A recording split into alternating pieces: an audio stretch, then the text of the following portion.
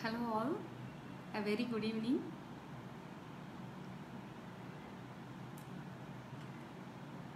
Do give me a hi so that I know that you're with me.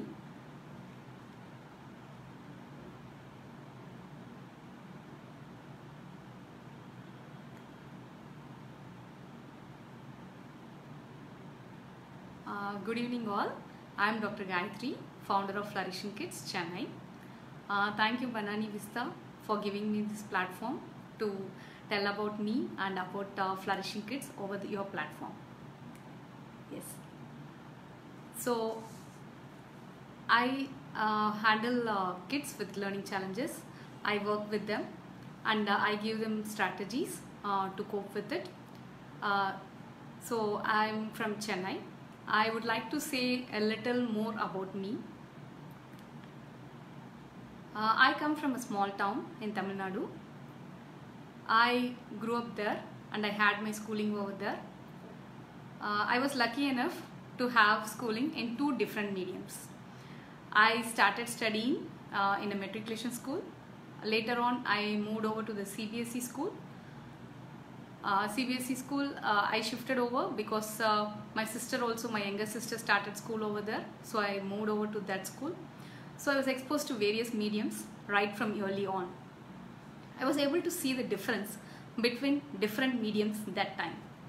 I felt a difference in learning and teaching and how kids are in different mediums. My sister had a very different exposure. Her way of dealing with teachers or learning was so curious. I was very much interested towards it. They all learnt in a different style. Their early education started at a very different stage. It was different for me. I was really curious from that time itself. Then my dad is into education. He has schools.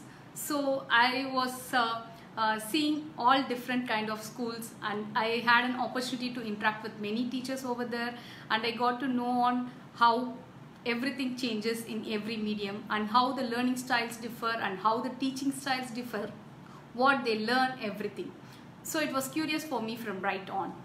I did my bachelor's in dental sciences. I am a dentist. I was once I started seeing patients, I actually got more interested in what they actually think, why they do this way, what is happening, why are they this way, what is difference, why they come to me like this, or what they think in their minds. Everything was curious to me. I also have a psychology background from my mom. She's a psychology graduate, so I always heard stories about her practical sessions, everything as a child. So these all got me curious and interested, and I did my psychology after my BDS. I did my psychology also. I did my graduation psychology. I wanted to know about how people think, how they react, and what they do in different situations. So this is what led my interest into psychology. Next, I was blessed with motherhood. Once I had a baby, I was interested into children's psychology. As everyone gets interested with children, and I started learning more, like what should be taught in this age, or what should be done, like which age the kid will react like this and why is it happening. And I started seeing his friends, what they do, how they are learning, how they are understanding everything. So this was like a perfect intersection for me. I got interested with learning, psychology, and I also had a clinical background. So I started having that idea also in back of me. So why the kid reacts in this way, or why the kid learns in this way. So I had a intersection of all this. This led me to go deep into educational therapy.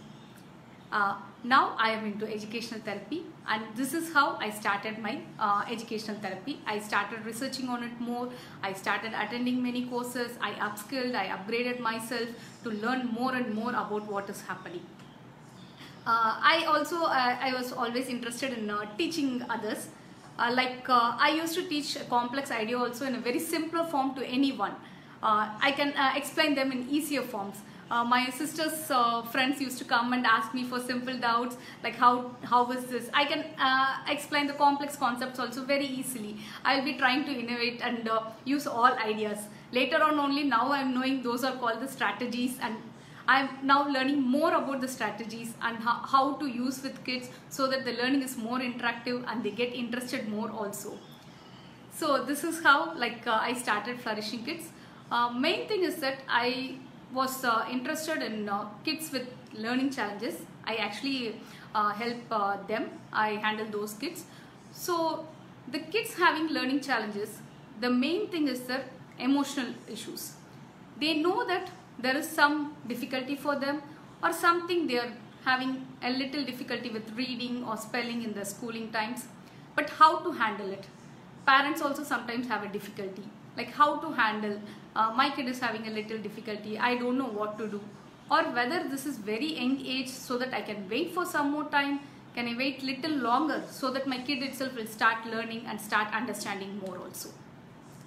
Yes, these kids once who they were very energetic and very happy kids, sometimes they get into the cocoon.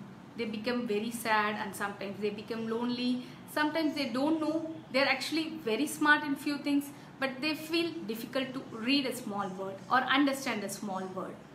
So these kids have these kind of difficulties. This is what actually made me to start Flourishing Kids. I wanted to work with those kids and make them understand and make it the main thing I wanted to make everyone understand is that intelligence is not related to only studying. It's not only like what the kid studies or everything, no. And the kids who have learning difficulties, it is not because of their intelligence problem or anything. They have a different learning style and we have to approach them in that way. We have to see their learning style and then we have to see how we can teach them, and we have to give them different approaches. A multi-sensory approach would be beneficial for these kids. So let me start saying what is a learning challenge? So why some kids have learning challenges? So what happens in their brains? Actually, is there any problem in their brain? That's why they are having learning challenge. I'll say it in a small story for you. Suppose my friend is coming over. My friend Rita is coming. She's interested in doing a cake. She wants to learn cake from me. She wants to know how to bake a cake. And I know how to bake a cake. So I'm calling her to my home. First, I will show her the cake. I'll ask her to taste it. I will give her a small bite. I will ask her to taste it and see it. She smells it. She touches it. She feels the cake. She actually takes a bite of it. She tasted everything. Okay, she's seen. Okay, this is how the cake is made. And this stage is called input stage. She is receiving information from one of her 5 sensory organs. She is receiving the information inside. So now I will explain to her, this is how the cake is made. You have to have these many eggs, this much batter, everything, this much oven temperature, everything. I'll be giving her instructions like how to do everything, and I also have given her to taste, to eat and check it out. So this is first time. This is input for her. She's learning something newly. Next stage is comprehension stage. So now she goes home and then thinks of it. Yes, Gayatri told me many points like these all things should be there. I should buy egg, I should buy all-purpose flour, everything I should keep ready. Okay, so she's actually gelling it. She's trying to understand and comprehend it. This goes this goes that. Okay, so next she thinks of we can bake a cake in the weekend. Yes, she has planned to bake the cake on the weekend. So that time she actually has to bake it. So she again starts remembering, what have I told? Okay, she's getting her memory. She's thinking on it. Okay, everything is there. Are we ready? Everything is finally ready. So it is the memorization stage. Then lastly, the last stage is output, where actually she bakes a cake and gets a cake out of the oven. See, if everything goes correctly from the input stage, next the comprehension, next the memory stage, next the output stage. If everything goes in a proper sequence and everything comes out correctly, she will get a wonderful cake. Suppose if there is problem in any one of the stage, if she hasn't received her information properly from the input stage, she didn't perceive it correctly, she didn't understand it, or she forgot something. She forgot whether eggs to be added before or eggs should be added last and how much whisking time it should be. So if she would have forgotten that time in the memory stage or in the output stage, if any stage there is a difference or she has something different, then the cake won't be coming properly. So this is how it happens. So for the kids with learning challenges, there can be any such difficulty, maybe in the input stage, or input stage is where actually the teacher is teaching them or a parent is teaching them. They are receiving information. That is the input stage in the classrooms where the teacher writes down on the background or blackboard or everything. Then that is the input stage. Next is the kid should understand. Just simply reading alone is not comprehension. Kid should also understand to read it. Then they should understand the words. If the kid is reading, suppose A-P-P-L-E, it is apple. Maybe the kid can read it, but they should understand what is an apple and where can we use it and what is its spelling, everything. It is the next stage where they understand the word. And memory. They should remind it. It should be retained in their memory. It should be retained for a longer time, and it should be coming out when we are asking them in an exam or when they are asked to, and when they see the same word, they should try to capture it out and they should get it out from their memory. So this is the memory stage where the kid actually remembers and gets it out. Output is the last stage, like kind of exams or when it is an oral session or when they get the word in their book and they have to read it. They are reading a story book and they are getting a word apple. They should remember and get it out. So these are the 4 stages where the kid is receiving and getting it out. If there is any difficulty, the kid may have a learning challenge. So this is the difficulty stage. So when should we address? When should we address a kid? Should we wait so that kid will automatically learn? No. Like reading is not a natural process. Reading is an unnatural process. A teacher or a parent or a sister, brother, someone from outside should teach the kid. Then only the kid can start to read. Then only they learn to read. They understand the words. Then they start receiving it. Then they start reading. So, if your kid is above 6 years and still they are having some difficulties, there are many red signs to be seen for the kid. And if the kid is having such difficulties, if they are having difficulties to read it out or to spell it, to get it correctly, and that time we have to actually intervene it. The earlier we address these kids, they will have many strategies to cope with, and they can find the academic gap is little less, or the academic gap doesn't increase or widen up for these kids. In schools, how do we see if a kid is having a learning challenge? What things can we see in a school when the kid is actually reading it? What kind of difficulties the kid can, we can see as a parent or as a teacher. How can we see it? They will have difficulties in reading, spelling, comprehension, syntax. Syntax is the grammatical structure. Then arithmetic facts. They will have difficulty with the arithmetic facts. For maths, word problems may be a difficult thing for them. Why it is difficult for word problems? Because the kid actually knows how to solve the problem or understand the problem. But the point is they have to read the sentences. This is how for some kids we find it at around 3rd standard or 4th standard, where the stage actually changes. For kids from 1st standard to 3rd standard, it is always learning to read. I mean from the KG to 3rd standard also. They learn to read, how to read these words, how to read about this. But when they enter 4th standard, it is like they have to read to learn. That's what we say. The words have become bigger, they have to understand more, their concepts are complicated. Yes, they have to read. They can't still be spelling out or reading a word, spelling each single letter and trying to decode and taking 1 minute to read a word. So they have to read at a particular pace. They have to have a particular frequency in which they are learning the words, they are reading it out. They have to understand also. Then only they can read. So these are all the manifestations which we see with kids. For kids who are having learning challenges. For some kids, attention is also an issue. Yes, Some kids have attention problems. They cannot focus their attention on one aspect, and sometimes because of this attention issues, they may have learning challenges, and sometimes it is like both. The kid may have learning challenges as well as attention difficulties also. We have to address the attention issues also.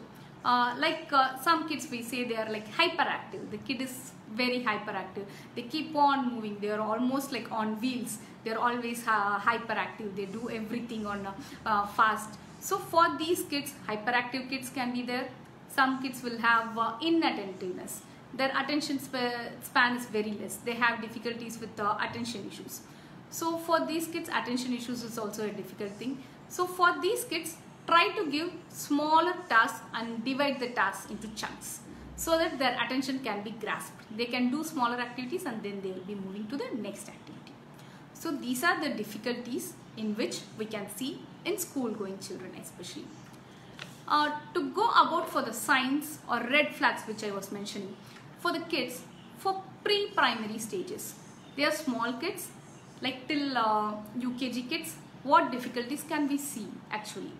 We'll see like they have difficulty in appreciating the rhythm in nursery rhymes. They have a very difficult thing.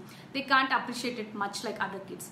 They have difficulty in naming a familiar object. They would have already known those objects and they know it very well, but still they don't remember it suddenly, or they find it difficult to again retrieve it from their memory and spell it out. They have difficulty to follow a sequence of instruction. You are saying them, go to second floor, bring the biology book and open the book and turn to page number 31. It's tough for them because they have to remember so many instructions and it is difficult for them to understand that much. They have difficulty with time and space. They don't know how much time it is occupying. They are having difficulties with space also. We can see these kids like they will wear some bag or anything, backpack to schools, or that time they can slightly hit the other kid, and some kids may say always this kid is hitting me, always the kid hits me, or always there is some difficulty for them because they have difficulty in space also. They have difficulty in time and space management. When going to the primary kids, these kids, primary kids, they will have confusion, auditory confusion. What is auditory confusion? They have difficulty to perceive the sounds, like suppose similar sounds, b, d. It's both the same. They have to understand it, they have to perceive it. B, bag, d, dog. They receive it both same, and so they have difficulties in auditory confusions. Next, visual confusion. With the same letters, some kids may write B and D in a reversal forms. P and Q, because P and Q also reverses. Then M and W, it is like upside down. These kids can have always confusion with M and W also. These kind of changes where they actually change and write.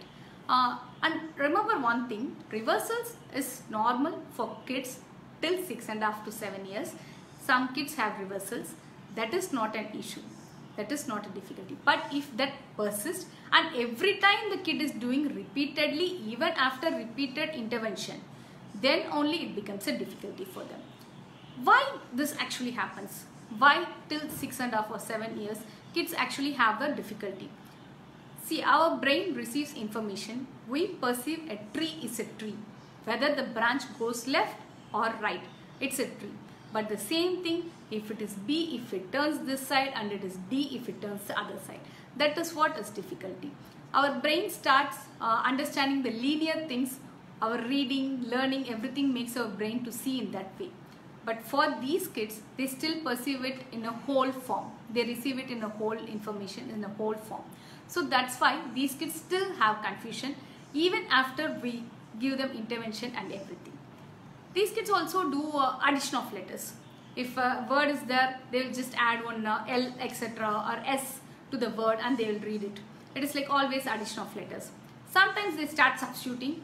They substitute for a bigger word. If it's a bigger word, they just say a simple word like home, because home is easy rather than reading a big word of apartment or anything. They will just replace it and they will read it also and write it also. They also have a flat reading. What is flat reading? Flat reading is they don't give any pauses or any breaks. They read the whole sentences in the same form. They understand it and they just keep on reading it. They don't give any pauses or differences. Sometimes they read a text which is written in present tense. in past tense or the tense confusion. There is a confusion for tense for these kids. So these are all the difficulties the kids face, the kid with a learning challenge face in the actual classrooms and when we are teaching them also. But do remember, these are some risk factors and we have to see whether they are in a combination form and they reoccur and persist over a long period of time, then only the kid is having a learning challenges. So what do we do? Actually, if your kid is having some difficulties or a student in your class or any friend's kid or anyone, because 1 in 10 kids have a learning challenge. They have some learning difficulty. So suppose if you are seeing a kid, so what to do actually? What should we do? Like how to teach them? Should we actually again put them to tuitions? Like generally the normal routine where the kids again go to the tuitions and they again learn, or what we should do? We should teach them more, or we should wait for some more time and then let them grow up, they will start learning it. We can wait and give a break for them. So what actually we should do? So this is where we should actually approach a school counselor, the school where there will be a psychologist or counselor or educational therapist like me. I am also an educational therapist.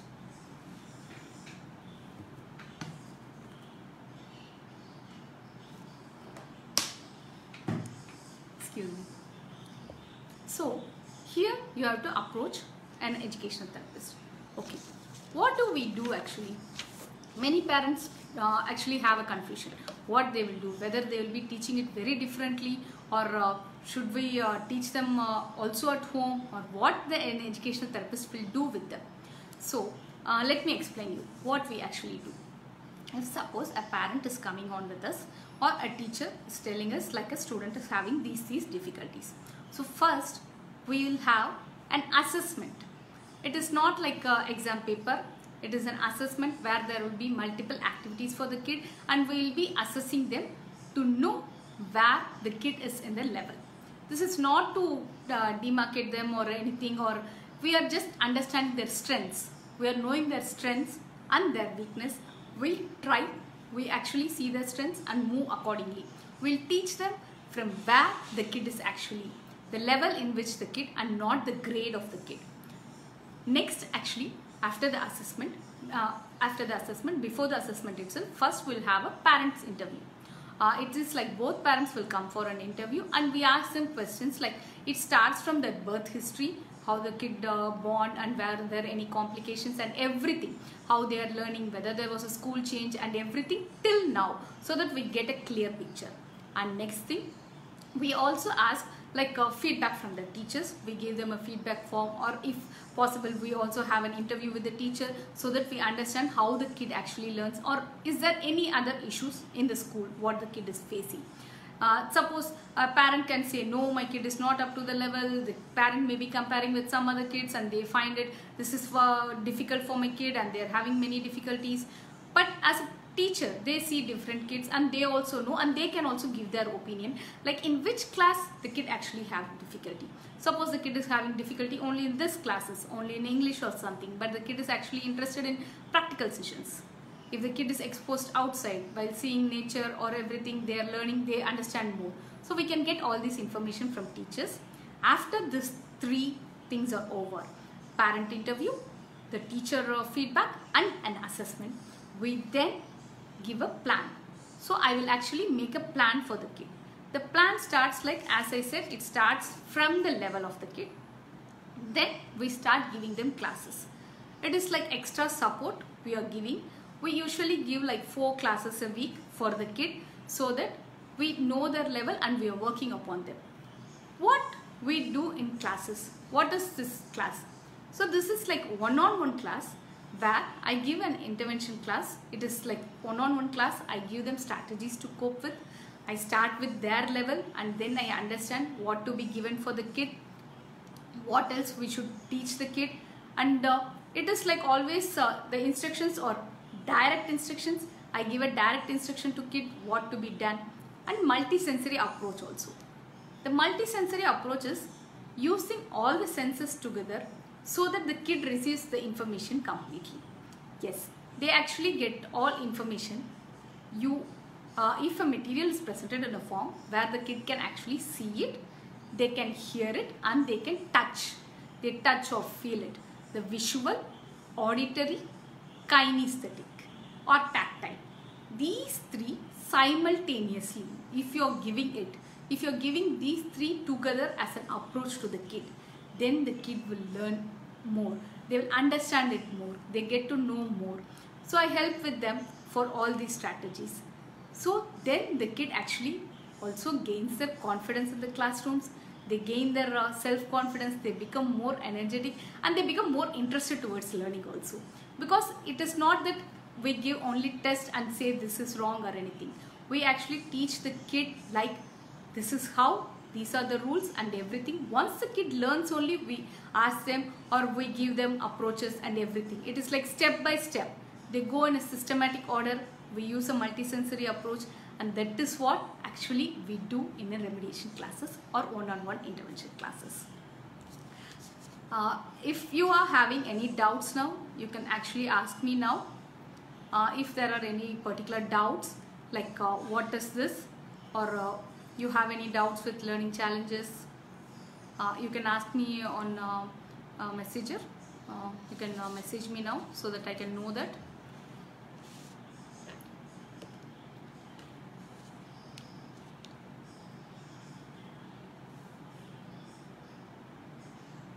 Yes. So these are the classes I give generally. I also conduct awareness workshops for parents and teachers.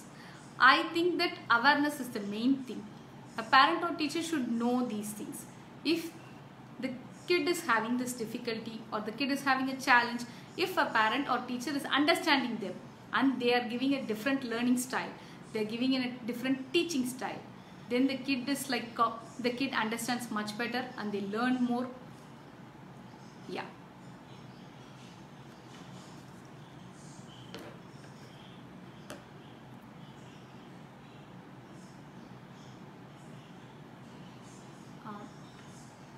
Yeah, if you have any other questions, you could ask me.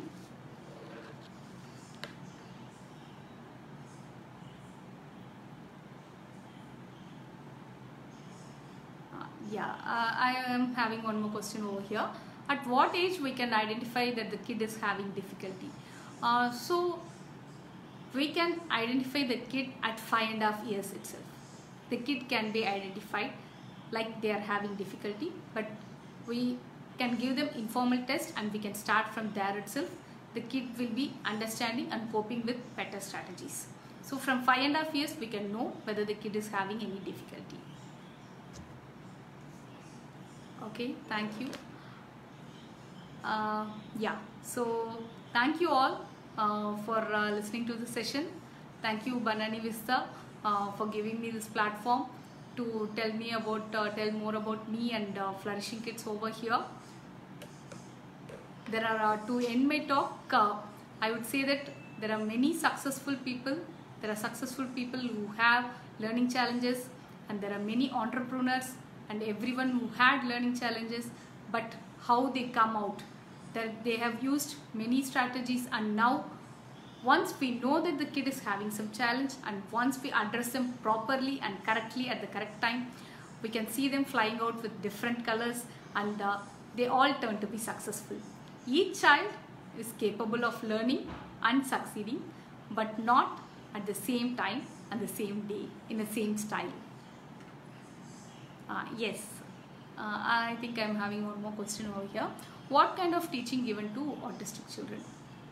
Yeah, for autistic children, it's a little different way. Here also same, we have to see the kids level, in which level they are, and then we'll start like approaching to these kids. For these kids, it is like splitting up all strategies for them, and first we will start with the foundation level for them. They have to be first taught the life skills, like how to be there, or suppose what the kid should do. They like kind of, we have to give them sequence of instructions. We can use the flashcards or everything for them to learn what is happening. Suppose for a kid, you have to explain them, for an autistic child, like what is it, how you go to a restaurant. You actually kind of frame up and you give them in a flashcard sequence. The first card will say, so today we are going to restaurant. I am happy. You give them a symbol of happiness. We have to teach them emotions also. Like, yes, the kid is happy. Next, what you do? You go into a car. That is one flashcard. Then how you should wait there in a restaurant till the person comes. Yes. Next, thank you. You should say thank you to the person who is getting the food. You have to eat food with your family. You are having a fine day. You are enjoying it. So it is this kind of instructions where we also deal with their emotions also. We have to explain their emotions and we have to see their level. Then we have to give them instructions systematically, and we have to see them with an assessment, like what level are they, and we should also have a psychological evaluation done so that we can approach them in a correct way for autistic children.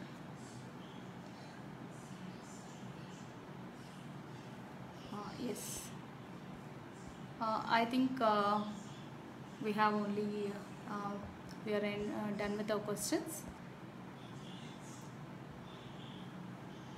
Okay. Yes.